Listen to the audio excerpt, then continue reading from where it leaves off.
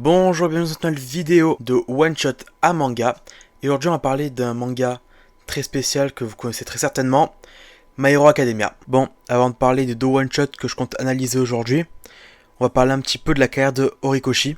Kohei Horikoshi, né le 20 novembre 1986 dans la préfecture de Aichi, va entrer dans l'université d'art de Nagoya, mais à côté il travaille en tant qu'assistant pour l'auteur Yosuke Tanaka pendant 3-4 mois, et c'est pendant ces quelques mois qu'il va apprendre les bases de la création du manga à partir de zéro, ce qui lui a permis de se faire remarquer et de remporter à 20 ans le prestigieux prix Tozuka dans la catégorie Nouvel Espoir.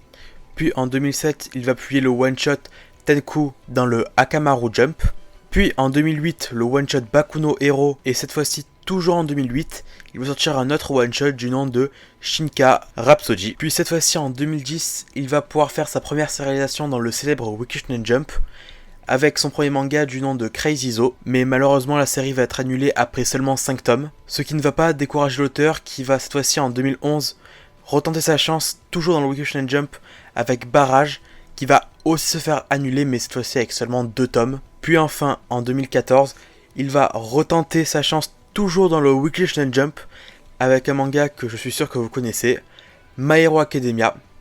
Un manga qui a le droit à un grand succès aussi bien au Japon qu'en France. Et pour comprendre le succès de ce manga, on va parler des deux premiers one-shots de Horikoshi, c'est-à-dire Tenku et Bakuno Hero. Et c'est parti!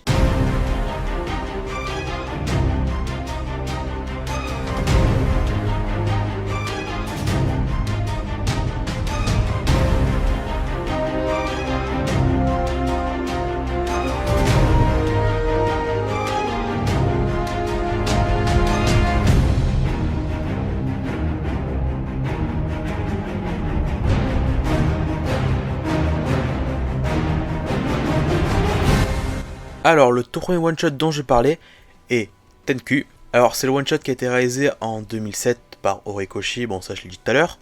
Un one-shot que je trouve très intéressant parce qu'on a vraiment, dans cette histoire, un prototype de Shigaraki. Déjà dans cette histoire, notre personnage principal est plus un anti-héros qu'un véritable héros en lui-même, mais il y a beaucoup de similarités. Déjà, outre le nom, il partage un pouvoir unique.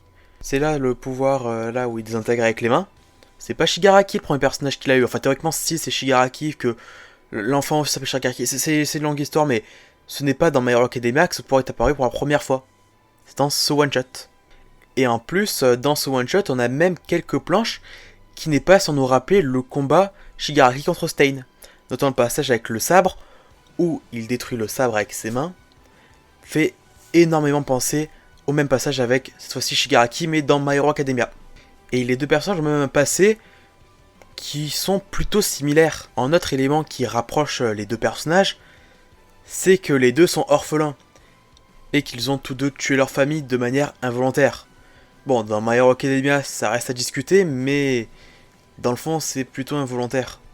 Ensuite, on a également la motivation des deux personnages qui est identique. La haine. Dans le one-shot, Shigaraki a pour objectif principal détruire toutes les épées du monde. Là où Shigaraki veut plutôt se venger du monde super-héroïque qu'il trouve injuste. Et c'est à peu près tout. Et je trouve ça vraiment très chouette, la manière dont Horikoshi a pu recycler cet ancien personnage.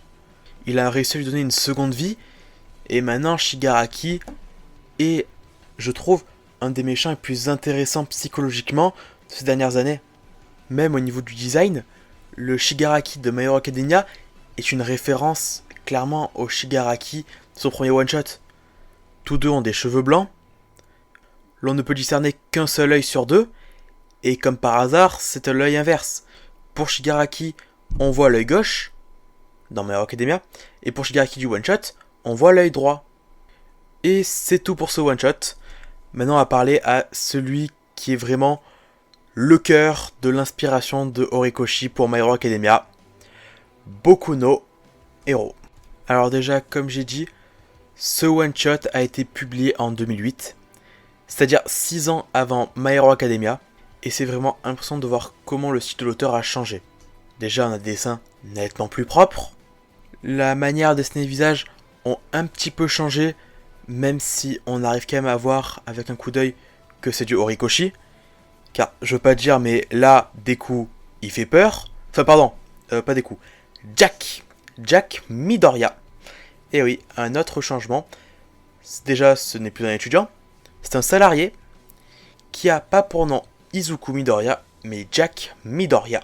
Déjà, une chose qui est plutôt intéressante dans ce one-shot, c'est qu'on voit pas mal de prototypes qui vont plus tard devenir des héros importants. Bon, pas forcément si important que ça, mais des héros qui réapparaîtront plus tard dans My Hero Academia. Notamment le plus flagrant, c'est Snipe, qui a très peu changé niveau design, qui a cette fois-ci dans le one-shot un peu plus cette place de All Might, c'est-à-dire modèle pour Jack. Ensuite, on a clairement le droit à un prototype des Will Pussycat avec ces sortes de héros légumes. C'est clairement un prototype, ça se voit à 30 km. Des héros ridicules, mais plutôt forts, c'est ça.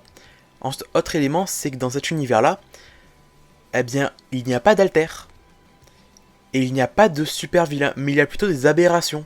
C'est globalement des kaiju, hein. Bon, après, c'est plutôt marrant de voir quelques éléments que l'on voit plus tard dans My Hero Academia, qui sont déjà dans ce one-shot.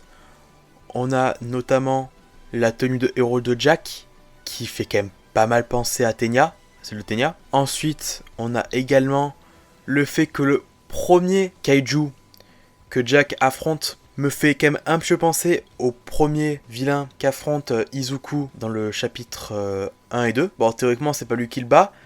Eh bien, un peu comme dans le one-shot, au final, c'est pas lui qui le bat, mais c'est lui qui arrive à redonner l'espoir au héros principal pour qu'il le batte. Donc là, on a toujours une idée plutôt similaire qui est réutilisée plus tard. Et on a même le coup de poing final qui fait quand même pas mal penser au coup de poing de All Might plus tard. Et ce one-shot est vraiment plutôt intéressant pour voir comment My Hero Academia est né dans la tête de Horikoshi.